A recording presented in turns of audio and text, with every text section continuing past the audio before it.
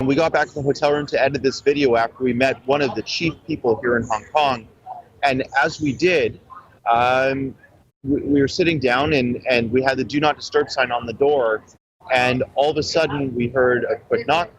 And before I could get to the door was actually opening. And I stand in front of the door as the door's open, and I see three men in suits. One appeared to be a hotel staff member, and two, it wasn't clear why they were there. And then I said, well, what are you doing here? And they said, do you need the room cleaned? We're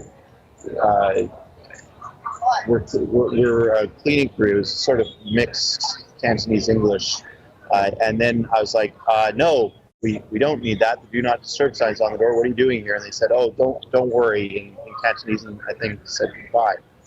And I thought that was really curious. I've never seen a situation where three men in suits are coming to clean rooms. Maybe if they were checking to see if a room needed to be cleaned, but I don't know why they would need three of them. I don't know why they would be in suits and why they wouldn't send a maid there. And I certainly don't know why they would enter a room while the do not disturb sign was on the door. We were gone from the hotel most of the day, so maybe they thought we weren't in there and they were coming to check out the room.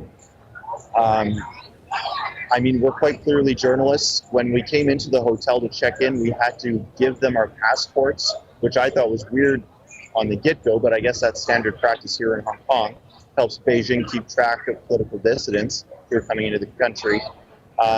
So I thought this was all curious. Closed the door and we went back to editing the video, and I was a little bit concerned. And then as I was walking, we sort of looked around the room on a little bit more high alert than what we were before. We thought, well, maybe they were coming to bug the room. Maybe they were coming to pick up a bug that was in the room. We didn't know what was going on. But we looked on the floor, and something I noticed was a little chip, and it was a SIM card. And I don't want to say too much about it because I'm sure, well, I still have the SIM card on me. We're going to be bringing it back to Canada to analyze it, but I have it on good authority that this is something from what looks like a burner phone, or it's something that could it could trace a phone if it was in a device. Now, we checked all of our devices. There was nothing strange about the devices that we saw, but what I imagine this was sort of a phishing attempt. This is just a guess. It seems like a phishing attempt where you drop a SIM card, hope that the people who find it will put it in their phone out of curiosity, and when they do that, it could compromise the device. Now, we have no idea. We're going to bring it back to Canada and have our security guys analyze it. Hopefully they can figure something out, figure out why it was there. But what's curious is that it's not mine, it's not my cameraman's, and it was certainly most definitely not on the floor when we took when we took custody of the room. We had the room for about 3 days before we found it. So and the do not disturb sign was on the door the whole time. We didn't want any maids coming in and going through our stuff or anything like that. So there's no way this could have gotten here.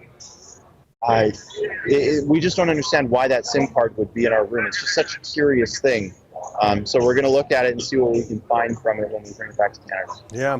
Well, of course, China has perfected the surveillance state. They've perfected it through technology. It's one of the reasons why here in Canada and the other allies, United States, Australia, New Zealand, UK, are very wary about using Chinese hardware made by Huawei to create the 5G telecom network, because they are really world leaders in spying in some ways.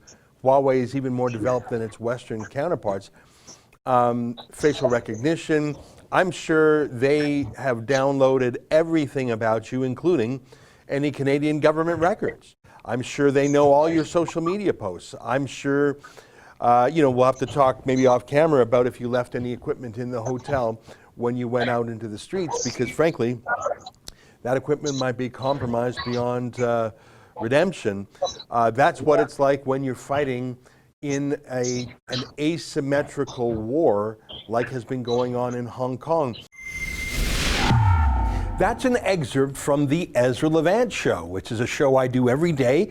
I do a monologue, interview an interesting guest, and then I read my hate mail. But you've got to subscribe to it, which you can do at premium.rebelnews.com.